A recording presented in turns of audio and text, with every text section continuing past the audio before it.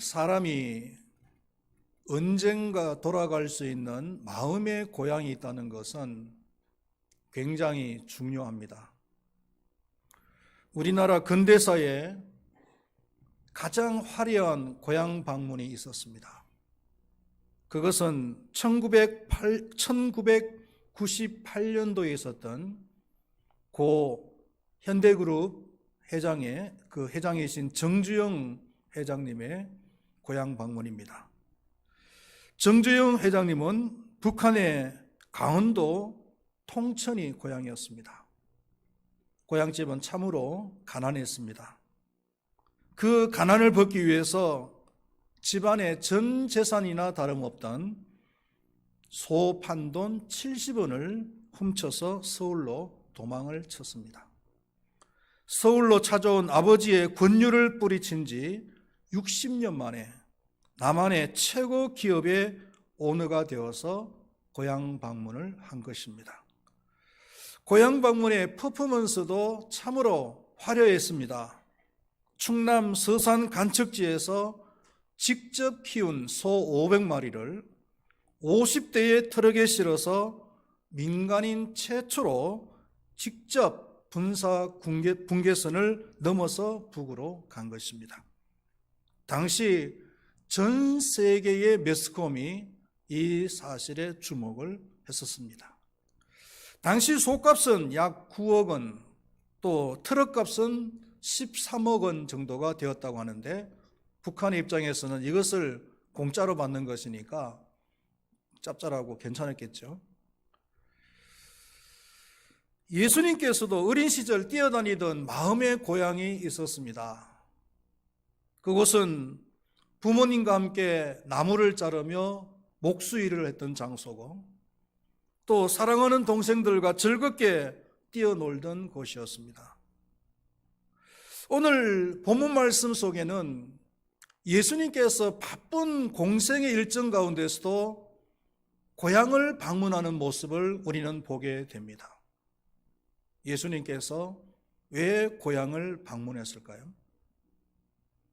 일반적으로 사람들은 고향 방문을 어떤 경우에 많이 하느냐 하면은 첫 번째로는 자신이 성공을 했을 때, 그래서 고향 사람들에게 자신의 성공한 모습을 보여주기 위해서 고향 방문을 합니다. 금이 환영한다고 하죠.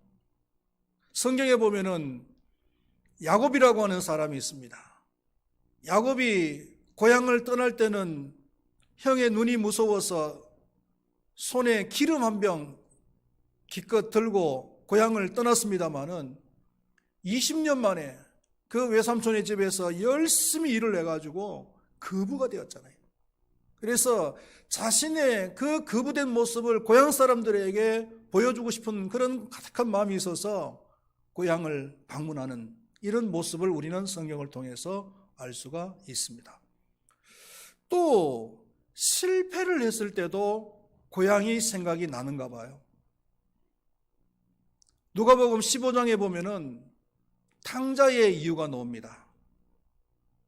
아버지의 재산을 반이나 받아가지고 먼 타향으로 가서 친구들과 어울려서 허랑방탕하고 그 돈을 다 써버리고 나중에는 먹을 것이 없어서 돼지죽도 먹지 못하는 이런 상황이 되었을 때 그래 고향으로 돌아가자, 차라리 굶어 죽는 한이 있어도 고향으로 가서 굶어 죽자 하는 이런 마음을 가지고서 고향을 방문하는 그 둘째 아들의 모습을 우리는 볼 수가 있죠. 정주영 회장은 무슨 마음을 가지고서 고향을 방문했을까요? 남한 최고의 그 기업의 오너가 되었으니까 자신이 성공한 모습을 고향 사람들에게 자랑하고 싶어서 고향을 방문했을까요? 아니면은 사업적인 이유 때문에 고향을 방문했을까요? 그 당시 금강산 개발이라고 하는 중요한 그런 사업이 있었잖아요. 금강산 사업권을 따내기 위해서는 북한에게 잘 보여야 되니까 그것 때문에 고향을 방문했을까요? 아니면은 첫사랑 순옥이가 살아있다는 소문을 듣고 순옥이를 만나기 위해서 고향 방문을 했을까요? 예수님께서는 왜 고향을 방문했을까요? 먼저 예수님의 가족 인식에 대해서 생각을 한번 해보겠습니다. 어떻게 생각하면은 예수님께서는 육신의 가족을 좀 등한시한 것은 아닌가, 우리는 이렇게 생각을 할 수도 있어요. 왜냐하면은 마태복음 12장 46절 이하에 보면은 예수님께서 공생의 사역에 열심히 감당을 하고 있을 때에 어머니 마리아와 그리고 동생들이 면회를 온 사건이 있었잖아요. 그때 예수님께서 뭐라고 말씀하시냐면은 누가 내 어머니며 내 동생들이냐, 하늘에 계신 내 아버지의 뜻대로 하는 자가 내 형제요 내 자매요 어머니니라, 이런 말씀을 하셔요. 자, 이 얘기를 그 가족들이 들었더라면은 그 가족들의 마음이 어떻겠을까요? 아마 상당히 좀 섭섭하고 서운했을지도 모르겠어요. 가족들은 그 예수님이 자기들을 보는 순간에 그냥 반갑게 맨발로 뛰쳐와서 어머니 오셨습니까? 아우들아 왔니? 하면서 반겨줄 줄 알았을 거예요. 그런데 너무나 냉정하게 누가 내 어머니고 누가 내 동생들이냐고 이렇게 얘기를 하는 거예요. 그러나 예수님께서 절대로 가족들을 외면하거나 무시한 것은 아닙니다. 이 사건만 보면 우리가 그런 어떤 느낌이 있을지도 모르겠지만, 그러나 예수님께서 십자가에 돌아가실 때에 그 절박한 순간에도 자신의 제자인 요한에게 육신의 어머니 그 마리아를 부탁하는 것을 볼 수가 있잖아요.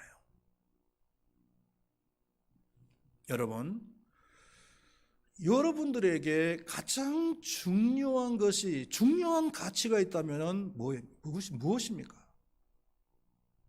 어떤 분들은 당신에게 있어서 가장 중요한 가치가 있다면 무엇입니까? 당신의 인생에 있어서 가장 중요한 것이 있다면 무엇입니까? 물으면은 가족입니다, 이렇게 얘기를 하는 사람이 있어요. 과연 그것이 맞을까요? 물론 가족이 사랑의 대상이고 또 가족에 대해서 해야 될 책임을 다 감당해야 되는 것은 사실입니다. 저 역시도 마찬가지입니다. 저도 지금 우리 가족이 여기서 같이 예배를 드리지만 저는 가족을 사랑하고 또 제가 가족에 대해서 해야 될 책임이 있다면 최선을 다해서 제 책임을 감당을 해야 되지요. 그러나 만약에 저한테 그런 질문을 한다면 당신에게 있어서 인생의 최고의 가치가 있다면 무엇입니까? 저는 가족이 아니에요. 오해를 하지 마십시오. 예수님께서 이렇게 말씀하신 이유는 물론 가족을 사랑하고 가족에 대한 책임을 다 해야 되겠지만 예수님의 삶의 최고의 목표는 가족이 아니라,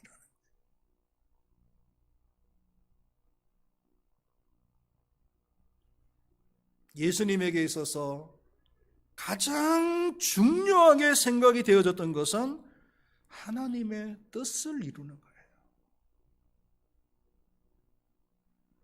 사람에게 있어서 가족도 중요합니다. 돈도 중요합니다. 먹을 것도 중요합니다. 이런 것들이 다 중요하긴 하지만은 이런 것만을 가지고서는, 또 이런 것을 우리의 최고의 가치로 삼고 살아가서는 안 된다는 거예요. 요한복음 6장 36절 말씀에 보면은 살리는 것은 영이니 육은 무익하니라, 이렇게 말씀을 하고 있습니다. 우리를 살리는 것은 영이고 육은 무익하다라고 말씀을 하고 있어요. 사람이 먹고 마시고 또한 육적인 활동하는 이 모든 것이 중요하긴 하지만 여기에 치우쳐서 살다 보면은 사람다운 삶을 살아갈 수가 없다는 것입니다. 사람은 영적인 삶을 살아갈 때에 가장 사람다운 삶을 살아갈 수가 있는 거예요. 이게 우리 사람하고 그리고 짐승하고 다른 점입니다. 창세기에 하나님께서 우리 사람을 만드실 때 그리고 짐승을 만드실 때 모습을 한번 보십시오. 하나님이 흙으로 사람을 지으시고 그 코에 생기를 불어넣으시니 사람이 생명이 된지라. 하나님이 사람을 만드실 때 흙으로 육신을 만드시고 그 육신 위에다가 하나님의 자신의 생기를 불어넣으니까 영이 되었어요. 그러니까 사람은 영과 육이 있는 존재예요. 그렇기 때문에 이 영과 육의 활동을 다 해야만이 사람다운 삶을 살아갈 수가 있는 거잖아요.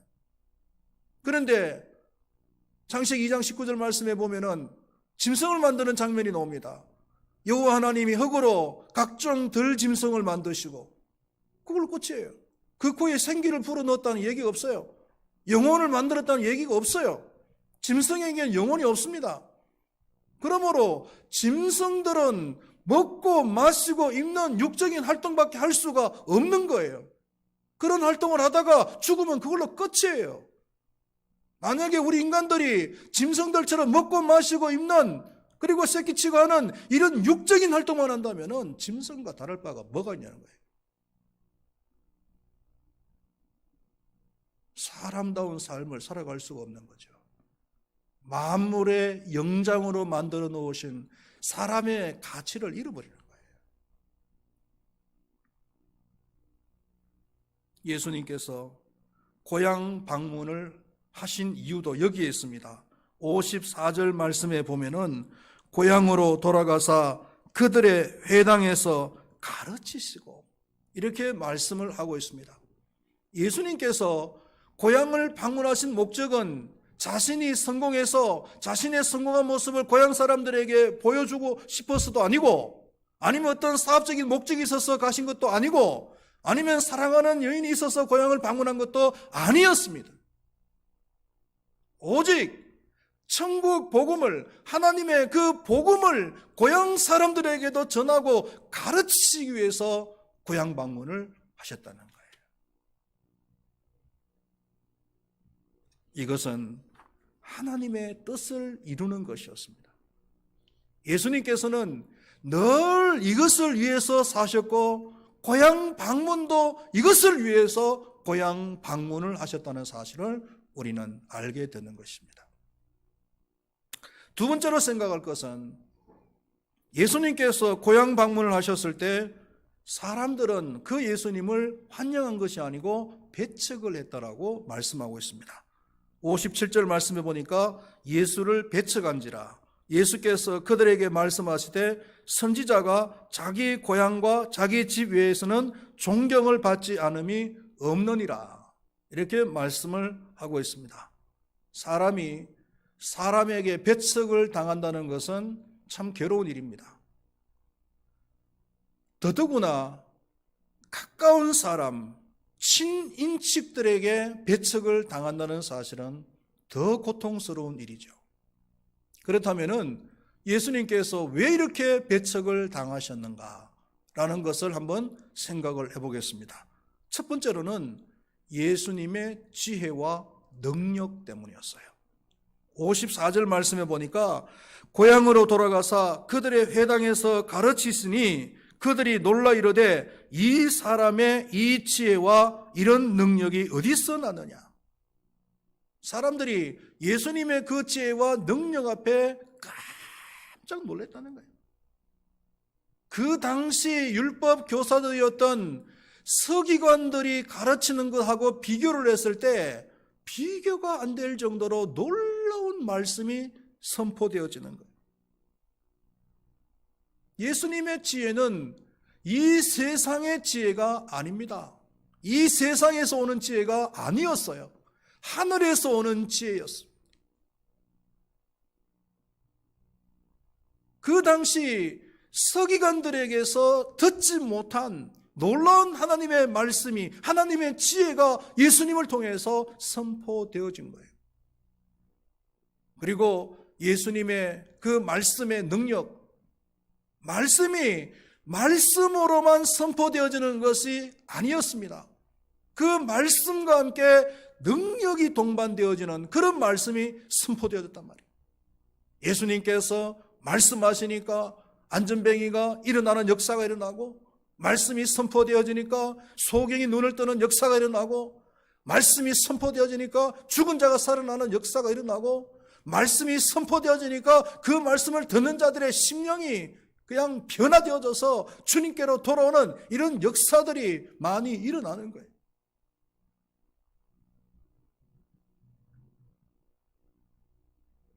이 사람이 배척을 받는 이유는 크게 두 가지입니다. 너무 못생기면 배척을 받습니다.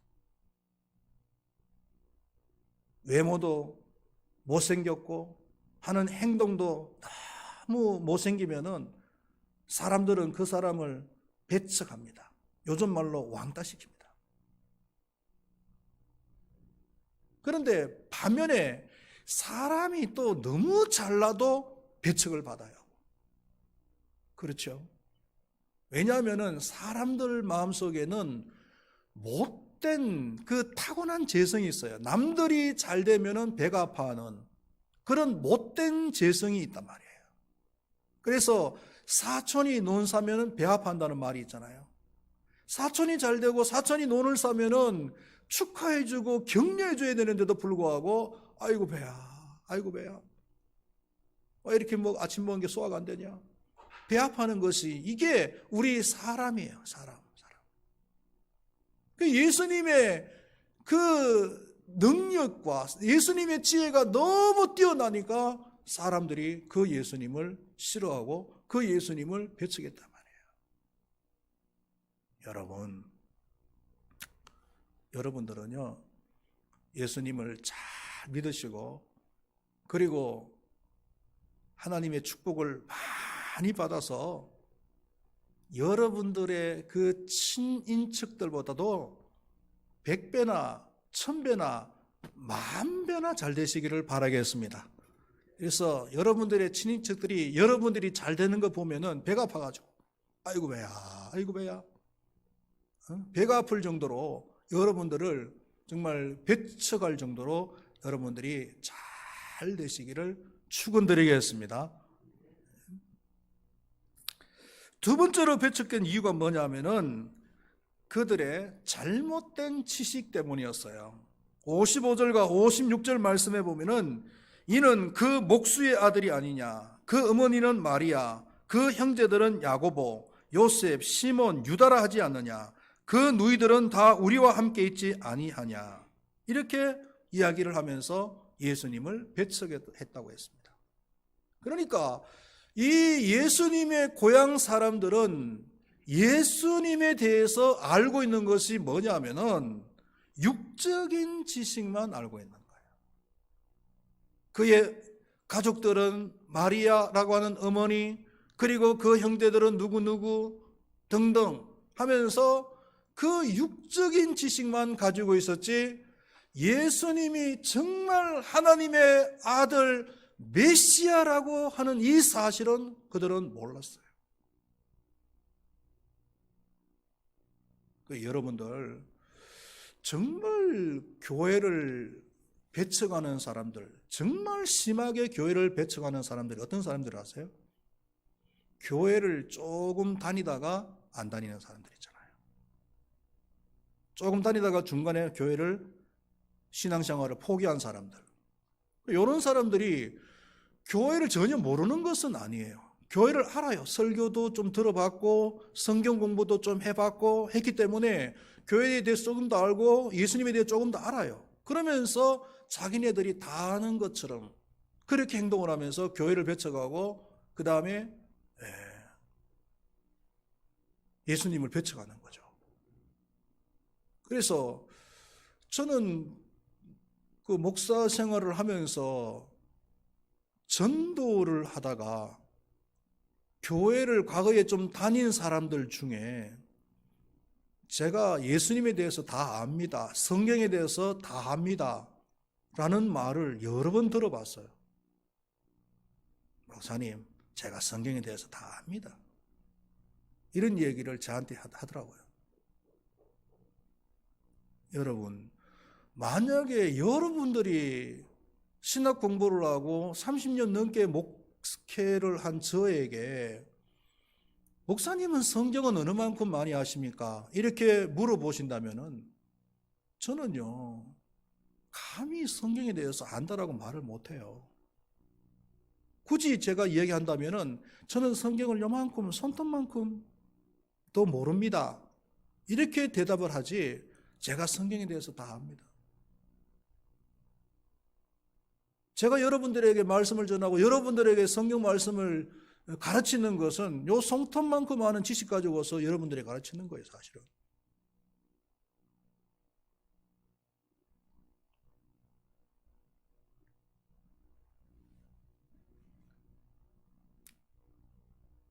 정말 무서운 사람은 어떤 사람이냐 하면은 책을 100권 읽은 사람이 무서운 게 아니에요. 책을 한 권 읽은 사람이 무섭습니다. 100권을 읽은 사람은 겸손합니다. 그런데 한 권 읽은 사람은요, 자기가 다 알고 있는다는 듯이 행동을 해요. 그래서 주식을 할 때도 요즘 젊은 사람들이 주식을 참 많이 한다고. 우리 아들한테도 너는 주식 안 했냐 물어봤더니 하긴 해야 되는데 이러더라고요. 또 관심이 있더라고요. 없는 줄 알았더니. 그런데 아직까지 주식에 대해 잘 몰라서 시도를 못 하겠어요. 이렇게 얘기를 하더라고요. 정말 주식 전문가들에게 제가 강의를 한번 들어보니까 그분이 뭐라고 얘기하냐면은 주식을 여러분들이 시작을 하는 건 좋습니다. 그런데 주식을 시작하기 위해서는 최소한 주식과 관련되어진 책 100권은 읽고 시작하십시오. 그래야 어느 정도 대처가 됩니다. 그렇게 얘기를 하더라고요. 한두 권 읽고 마치 자기가 주식을 다 아는 것처럼 달려들었다가는 망하기가 십상이라는 거예요. 선무당이 사람 잡는다는 얘기가 있잖아요. 그 알량한 지식 가지고서 자기가 마치 전문가인 것처럼 자기가 마치 다 알고 있는 것처럼 그렇게 행동하면서 사람을 배척하고 사람을 갖다가 무시하고 그렇게 하는 거거든요.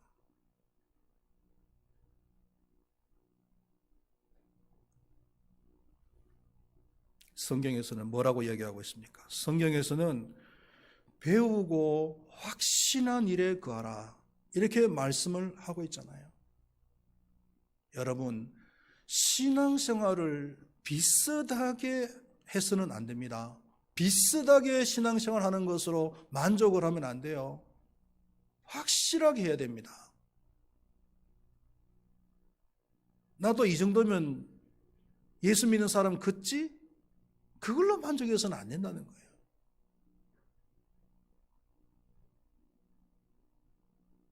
잘못하면은 그 비슷함 때문에 교회를 배척하는 사람이 될 수도 있다는 거예요.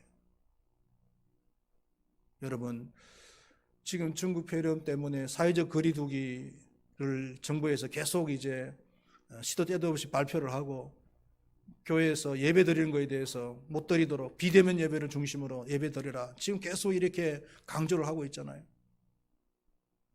그런데 대부분의 교회들이 그냥 거기에 잘 협조를 합니다. 협조를 하는데 이제 몇몇 교회들이 이거는 국민의 기본권에 어긋나는 것이다. 대치되는 것이다. 그리고 국가가 교회에 대해서 이래라 저래라 말을 할 수 있는 것이 아니다. 이것은 국가가 교회에다가 협조를 구해야 되는 것이지 어떻게 국가가 교회를 명령할 수 있느냐. 이거는 교리에도 어긋나는 것이다. 그렇게 생각을 하고 그 비대면 예배를 안 드리고 대면 예배를 드린 교회들이 지금 폐쇄를 당하는 이런 이제 뉴스를 여러분들께서 보셨을 거예요. 근데 여러분 어떤 생각을 가지고 계십니까? 그런 뉴스를 대하시면. 당부를 드리고 싶은 것은 그런 교회에 대해서 절대로 비판을 한다든지 그런 교회를 조롱한다든지 그런 교회를 배척하시면 안 됩니다.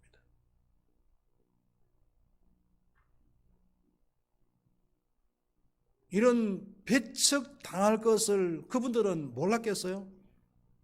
당연히 알았습니다. 당연히 알매도 불구하고 하나님께 예배드리는 것이 그들에게 있어서는 최고의 가치이기 때문에 그들의 가치를 따라서 간 거예요. 우리는 내부자들입니다. 우리 내부에 있는 사람들이 그들을 비판하고 그들을 조롱하고 그들을 배척한다면 되겠습니까?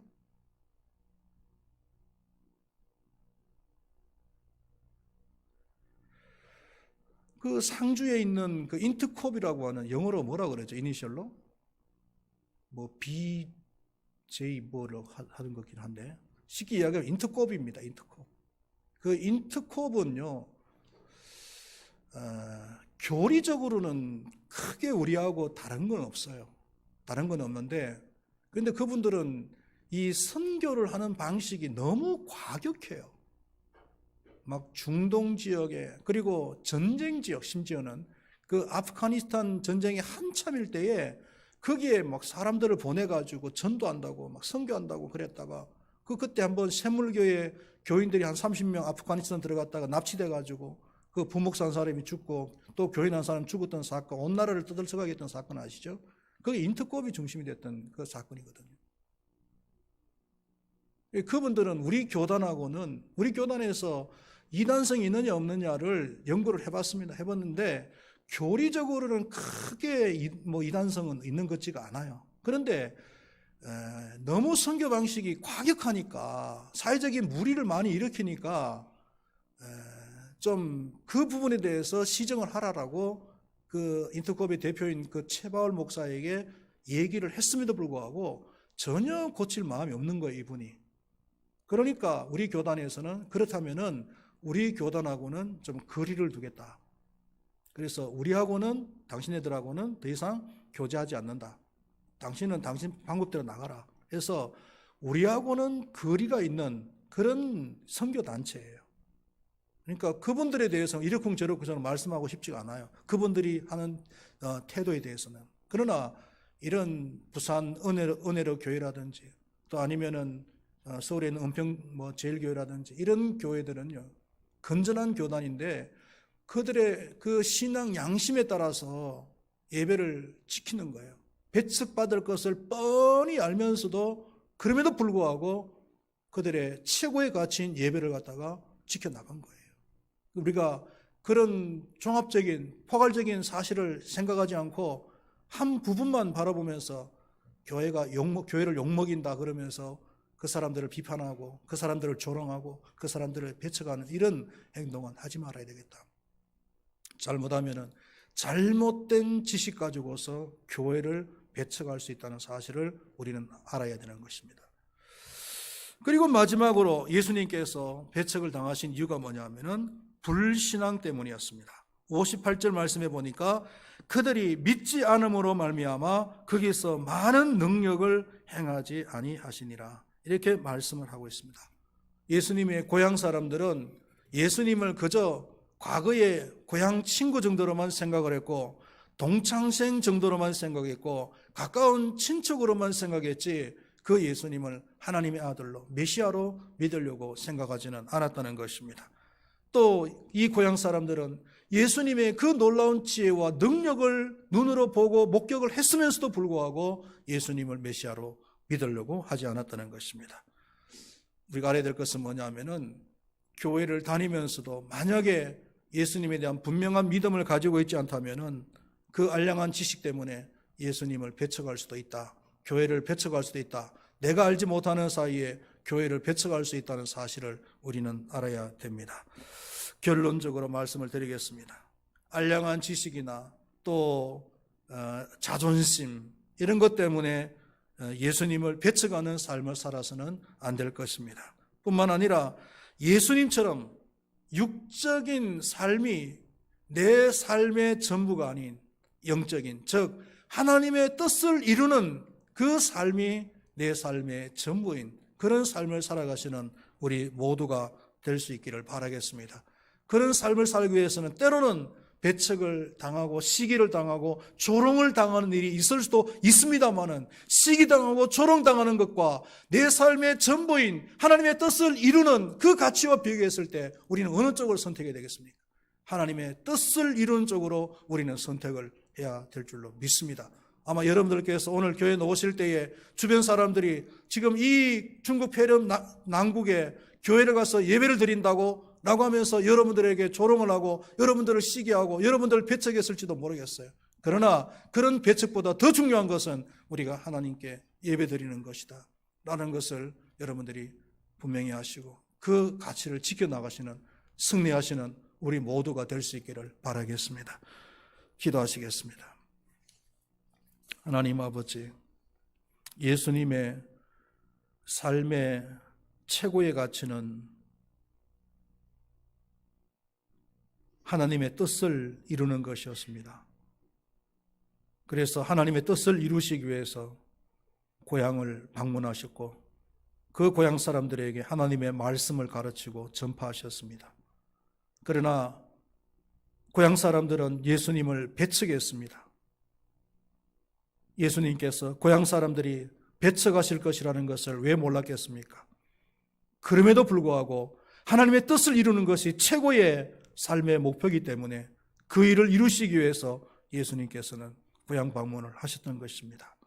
우리들도 우리 인생에 있어서, 우리의 삶에 있어서, 우리의 신앙에 있어서 최고의 가치가 무엇인가를 우리가 분명히 알게 하시고, 예배는 정말 그 어떤 것들하고도 정말 대체할 수 없는 중요한 우리의 신앙의 목표라는 것을 우리가 인식하게 하시고, 그래서 정말 이 어려운 난국에 예배를 드리러 올 때 사람들은 조롱할 수도 있고 시비를 걸 수도 있고 배척할 수도 있겠지만, 그러나 그 시비와 배척보다도 하나님 앞에 예배드리는 가치가 더 우선적이라는 것을 우리가 분명히 하고 그 가치를 지켜나갈 줄 아는 믿음의 승리자가 다 될 수 있도록 도와주시옵소서.